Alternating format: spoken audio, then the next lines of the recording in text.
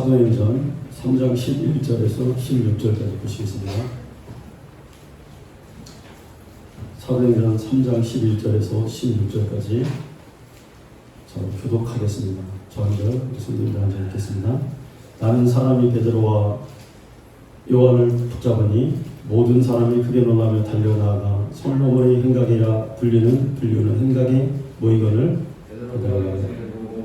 12절 한 목소리로 읽으세요. 시작. 베드로가 이것을 보고 백성에게 말하되 이스라엘 사람아 이 일을 왜 놀랍게 여기느냐 우리 개인의 자녀가 경건을 일상으로 베풀어 것이오니 왜 우리를 죽이고 아브라함과 이삭과 야곱의 하나님 곧 우리 조상의 하나님이 그의 종 예수를 영화롭게 하셨거니와 너희가 그를 넘겨주고 빌라도가 놓아주기로 결의한 것을 너희가 그 앞에서 거부하였으니 너희가 거룩하고 의로운 일을 거부하고 너희가 살아나서는 놓아주기를 거부하여 생명의 주를 죽였도다. 그러나 하나님이 죽은 자 가운데서 그를 살리셨으니 우리가 그 이 일의 증인이라.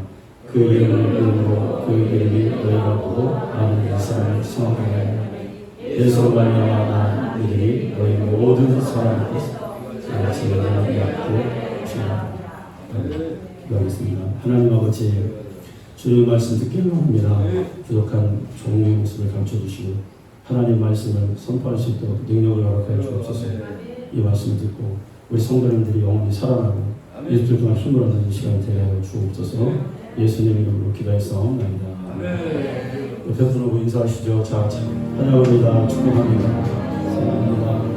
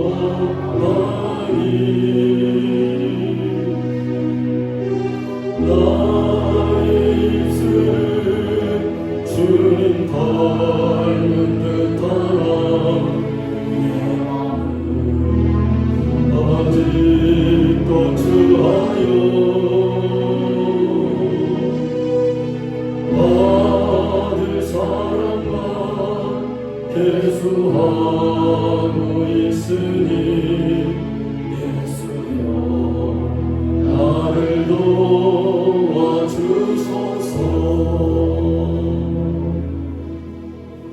할렐루야. 얼마 전에 도쿄올림픽이 끝났죠. 우리 한국에서 선수들 중에서 양궁 선수가 양궁의 금메달이 6개 있는데 5개를 우리 한국이 땄습니다. 양궁만큼은 전 세계에서 우리 한국을 따라올 자가 없을 정도로 어떻게 해볼 도리가 없는 종목이 되었습니다. 양궁을 우리나라가 활을 왜 이렇게 잘 쏘는가? 얼마나 잘 쏘면은 확 쐈는데 9점 맞히면은 못했다 이렇게 생각할 정도로 9점도 잘한 건데 그렇게 여겨집니다. 활을 잘 쏴야 되지만 또 화살도 좋아야 돼요. 활을 우리나라 사람들 탁 쏘면은 바람에 이게 팔이 안 흔들리고 각도가 안 흔들리고 자세도 좋아야 되지만 또 활도 좋아야 돼요. 그러니까 우리나라는 훈련만 열심히 하는 게 아니라 어느 뭐 대기업에서 화살과 또 과학적인 이 훈련 방법 이런 것들을 아주 적극적으로 그 어느 나라보다도 엄청나게 지원을 해준답니다. 그래서 먹는 것부터 해서 아주 극진한 대우를 해서 그런 결과가 나오는 거죠.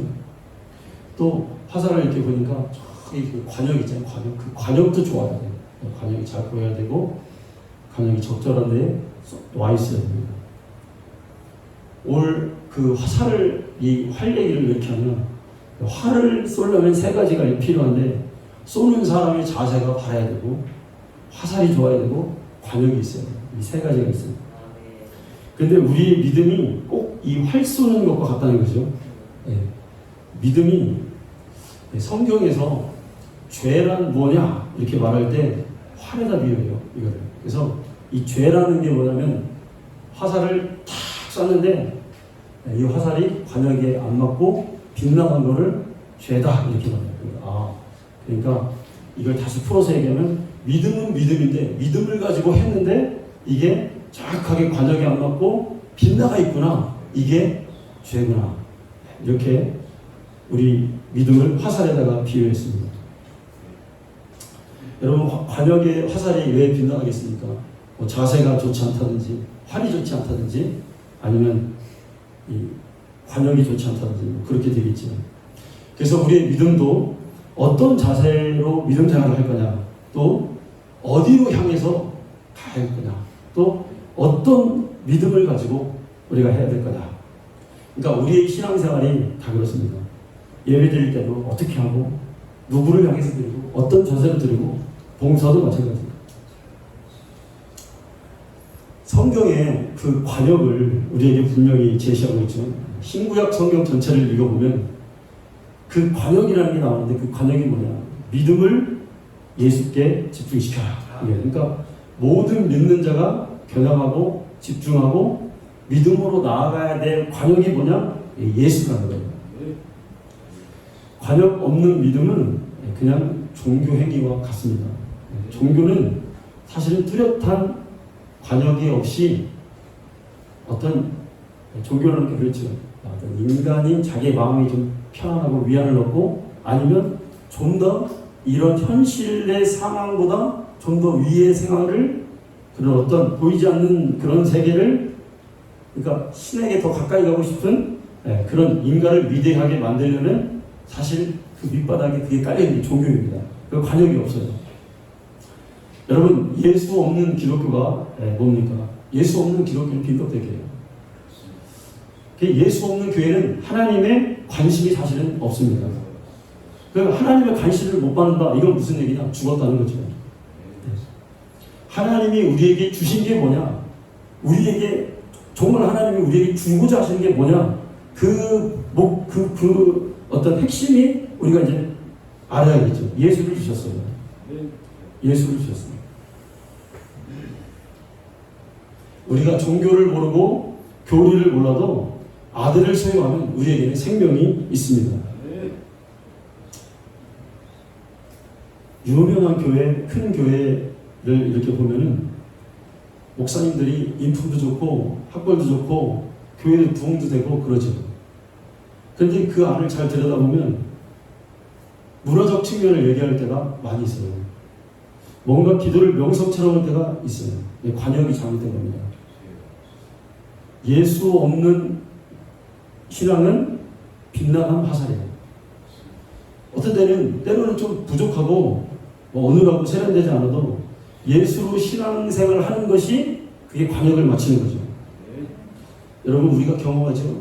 예수 이름을 부르고 그의 능력을 힘입어 기도하며 나갈 때 우리 심령이 뜨거워진다는 사실을, 천국의 소망이 새로워진다는 사실을 우리가 깨닫게 됩니다. 그래서 소경 거짓 그 바디메오는 세상에서 별로 알아주지 않았어요. 가진 게 없고 동양에서 먹고 사는 사람이었죠. 그런데 이 예수라고 하는 그분이 자기의 믿음에 하나님께 나가는 과정이라는 사실을 알고 부르짖었어요. 옛날에 저희가 광산 촌이잖아요. 제가 자란 데가. 그런데 수준이 엄청 낮습니다. 사람들의 수준이 굉장히 낮죠. 저희 동창들 중에서 학교 다니다 보면은 도시락 안 싸우는 애가 많았어요. 어머니가 없어. 어머니가 없는 애들이 많았어요. 그러니까 도시락도 못 사고 진짜 옷도 잘 못 입고 그런 친구들이 많이 있었습니다. 열악했죠. 그런데 우리 교회도 별반 다를 게 없어요. 돈 있는 사람도 없고 사회적으로 공무원도 없고 시내 나와보니까 세상에 나와서 큰 교회를 다녀보니까 세상에는 좀 좋은 직업을 가진 사람도 있고 물질이 많은 사람도 있고 그런 거를 알았죠. 근데 저희 교회는 다 그만 광산쟁이라고 해요. 항상 까맣게 나오고 그런 사람들이 다니죠. 그런데 별반 그렇게 고상하지는 않아도 예배 시간에 항상 예수의 이름을 부르고 뜨겁게 신앙생활을 했습니다. 하나님이 아들을 세상에 보내실 때는 세상이 아들을 영접하기를 원하셨어요. 그래서 사람들이 그 예수의 이름을 부르며 그 영혼이 살아나기를 하나님이 원하신다는 거예요. 이 육신이 다하는 날에 주님의 진노를 예수의 이름을 부르지 않으면 피할 길이 없는 거죠. 그러니까 예수님이 병자가 이렇게 오면은 내가 널 고쳐줄게 이게 아니에요. 너 믿음대로 될지어다. 그러니까 믿고 안 믿고는 자기 자유예요. 자기 자유. 그러니까 병 고치는 사람도 고칠 수 없고 고치는 거에 대한 건 사실은 많은 부분은 아픈 사람의 목이에요. 믿음대로 될지어다. 믿음대로 될지어다. 예수님이 이 땅에 오셔서 계속 말씀하신 게 뭐냐면 율법을 말씀하거든요. 바리새인이나 서기관처럼 율법을 말씀하신 것도 아니고 모세나 또 어떤 선지자들을 말씀하신 것도 아니고 어떤 신령한 영적 존재나 천사들을 말한 게 아니에요. 예수님 자신을 말씀하셨어요. 그러니까 구약의 지식을 전할 때에도 사실은 그게 누구냐? 자기라는 거예요. 하나님이 선지자를 보냈는데 그 선지자가 말하는 게 누구냐? 바로 나였다는 거예요. 그러니까 예수님 자신을 계속 말씀하시고 그분을 드러냈다는 거예요. 여러분 우리가 신앙생활 하다 보면 특이하고 예언적이고 환상 이런 거를 좋아하는 분들이 있어요.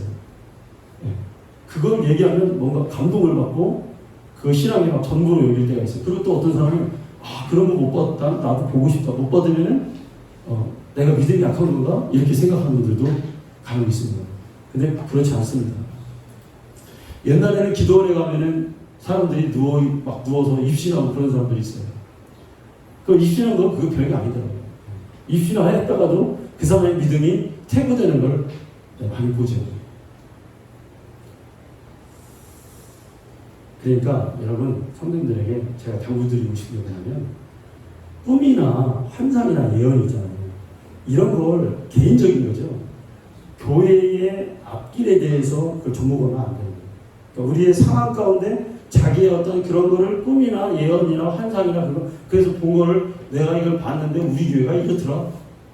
이게 오류지. 그 신앙 고쳐야 됩니다. 단호하게 고쳐야 됩니다. 우리에게 유익이 주는 게 뭐냐? 예수의 이름을 영접하는 자, 그 이름을 믿는 자에게 하나님의 자녀가 되는 권세를 주신다고 했거든요. 그러면 그 권세라는 게 뭐냐? 과연 우리가 이렇게 막 그런 어떤 예언이나 이런 거 말고도 예수의 이름의 권세가, 영접한 자에게는 권세가 있다고 했는데 그 아들의 권세가 도대체 뭐냐? 오늘 성경에 나오는 은과 금은 내게 없거니와, 그러니까 세상에서 그 권세를 가장 드러낸 사람이 베드로였죠. 그냥 붙여버리죠. 그 이름에서 나오는 권세를 사용했단 말이에요. 아무 뜻도 모르고 아무것도 모르는 내가 예언했다 뭐 했다 이게 아니라 진짜 예수의 이름이 있으니까 그냥 여기서 붙여버리다 이거예요. 그러니까 신앙은 말이 필요 없는 거예요. 사실 내가 예수의 이름을 가지고 어떤 내가 뭐 했다 이런 게 아니라 내가 진짜 예수의 이름을 가지고 그 능력을 행하면 되는 거예요. 그럼 그게 진짜인 거예요. 구약에 이스라엘이 아람 군대에 포위가 됐습니다. 그래서 이제 죽게 됐어요. 그랬더니 엘리사의 사환이 막 두려워하죠. 그래서 이 엘리사가 기도를 해요.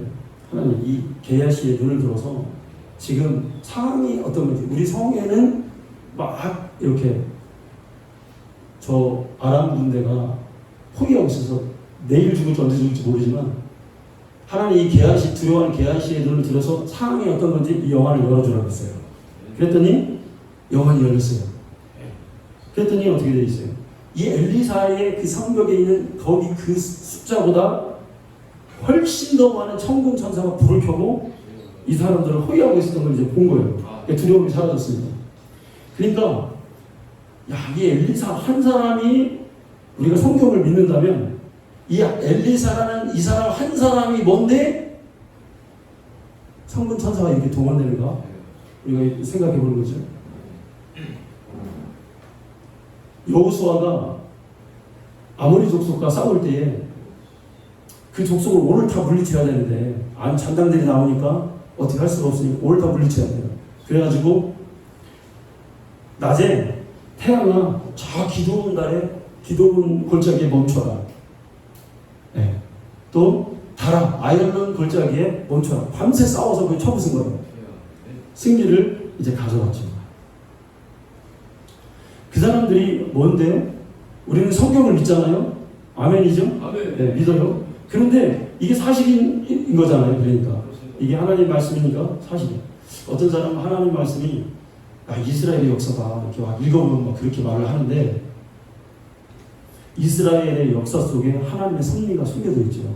네, 거기에 통해서 우리 믿음을 얻는 거예요. 이스라엘과 하나님의 섭리와 그 믿음은 이게 함께 가는 거죠. 자, 그런데 이런 사람들이 과연 누군데 이런 권세가 있었을까? 그 자연과 초자연적인 현상을 일으킬 수 있었을까? 그런데 여러분, 이 사람들보다 하나님의 자녀가 되는 예수의 이름을 가진 자의 권세는 훨씬 더 강력하죠. 왜 그렇습니까? 영적 존재를 이길 수 있는 힘이 우리에게 있다 이거야.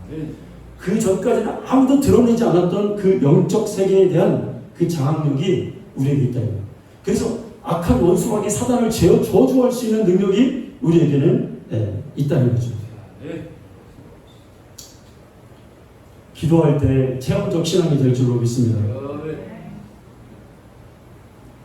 꼭 이런 능력이 아니더라도 성도는 마지막 날에 마지막 때에 기도하지 않으면 우리가 질 수밖에 없다는 사실을 늘 깨닫고 있습니다. 그래서 교회가 예수님의 몸이라고 그랬는데 우리의 기도하는 모습이 예수님의 그 겟세마네 동산에서 엎드려 기도하는 모습이 되기를 원합니다. 그리스도인에게 주님이 기도하는 모습을 우리가 닮아 있기를 원합니다. 이제 우리가 이 관역을 마치는데 기한이면 9점이 아닌 10점짜리를 마치기를 원합니다. 우리 속에서 일어나는 열심과 희망으로 신앙이 좋다라고 할 수 없습니다. 10점이라고 할 수 없습니다. 어떤 사람이 예수의 이름을 뜨겁게 부릅니다. 근데 이 관역하고 많이 빗나가 있을 때가 있죠. 그 신앙의 그 바닥을 보면은, 본질을 보면 물질의 부유라든지 자기 마음의 평안이라든지 여기에 있어요. 그러니까 옛날에 사람들이 우리나라가 기복신앙이 한참 올라올 때 사람들의 큰 기도원에 가면 사람들이 간증이 뭐냐, 이렇게 쭉 앉아있다가 사람이 올라오죠. 오면은 저는 예수 믿고 진짜 안 팔렸던 땅이 2배로 뻥충 뛰어서 팔렸습니다. 할렐루야. 그럼 사람들이 박수치고. 또 어떤 사람은 남편을 위해서 새벽에 막 기도했더니 남편이 대령했다가 별을 못 달았는데 이번에 별 달았습니다. 어깨에 별 달았습니다. 할렐루야. 박수치고. 또 어떤 사람은 100일 기도를 아들을 위해서 했더니 아들이 서울대학에 이번에 합격했습니다. 할렐루야. 그래요. 여러분, 간증이라는 게 예수를 믿고 주의 뜻대로 충성을 다했지만 자기의 일은 안 되고 더욱 어려워지라는 그 간증도 할 수 있어야 돼요. 나는 예수 믿고 다 잘 될 줄 알았는데 모든 일이 방해를 받고 나를 뒤흔들어 놓고 내가 쓰러지고 넘어지고 도대체 몇 번 이렇게 진짜 끝까지 가는지. 그런데 내 마음 한 구석에서는 내가 하나님을 향한 믿음을 빼앗기지 않는다 라는 게 간증이에요. 이런 간증이 우리에게 나와야 될 줄로 믿습니다. 기도하는 것 자체는 신앙적이지만 하나님이 우리에게 예수를 보내주신 목적이 어디에 있는지 우리가 알아야 되겠습니다. 예수를 주신 목적이 생명 주시려고 주셨다. 한눈 팔지 않고 예수에게 꽂힌 대가가 뭐냐? 영원한 생명이었다 이거예요. 그러니까 바울처럼 예수를 믿고 고생 많이 한 사람이 어디 있겠어요? 그러니까 그렇게 말하잖아. 내가 사방으로 우겨쌈을 당하고 핍박하고 그래도 내가 거기에 굴복하지 않고 답답한 일을 당하여도 낙심하지 않았다. 바울에게 있어서 이런 일을 당하여도 낙심하지 않을 이유가 여러분 무엇입니까? 이렇게 자기의 현실과 상황이 불리하고 아주 힘든 상황 가운데서도 그렇게 자신만만하게 이렇게 말할 수 있는 이유는 예수의 이름을 새겼기 때문에 그래요. 그 능력이 있기 때문에, 권세가 있기 때문에 그랬죠. 그래서 고린도후서 6장 9절에 이렇게 선언합니다. 내가 사람들이 알아주는 무명한 자 같으나 내가 유명한 자다. 내가 사실은 하나님 나라에 뛰어난 자다. 죽은 것 같으나 우리가 살았고, 징계를 받은 자 같으나 죽임을 당하지 않냐고, 근심하는 자 같으나 기뻐하고, 가난한 것 같으나 사랑을 부욕케 하고, 아무것도 없는 것 같으나 모든 것을 가졌다는 거죠.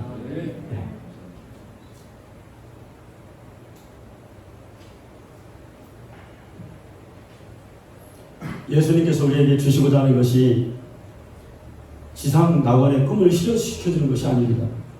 도리어 지상 낙원의 꿈을 몰수하고 그것을 하늘나라로 옮겨놓으셨습니다. 다만 주님은 생명이 간절히 있기를 원하셨습니다. 자, 여러분, 생명을 얻으려면 인자의 살과 피를 말씀을 통해서 먹어야 돼요. 성령을 통해서 확인받아야 돼요. 주님은 아들이 있는 자에게는 생명이 있고 아들이 없는 자에게는 생명이 없다 시면서 내 살을 먹고 내 피를 마셔서 영원히 살아라. 왜? 그 속에 생명이 있다. 말씀이 여러분 육신이 되었다 이 말은 뭐냐면, 말씀이 육신이 되었다 이 말은 말씀이 피가 되기, 피 흘리기 위해서 오셨다는 말과 같죠. 말씀은 영원한 말씀이에요. 근데 이게 육을 입었어. 왜 육을 입었냐? 이유는 하나예요. 우리에게 생명을 주시려고 피 흘리시기 위해서 육신이 되셨다는 것이죠. 그 세상에 예수님이 남겨놓으신 게 뭐냐? 그건 피예요. 예수님의 직업이 여러분 뭐죠? 목수잖아요.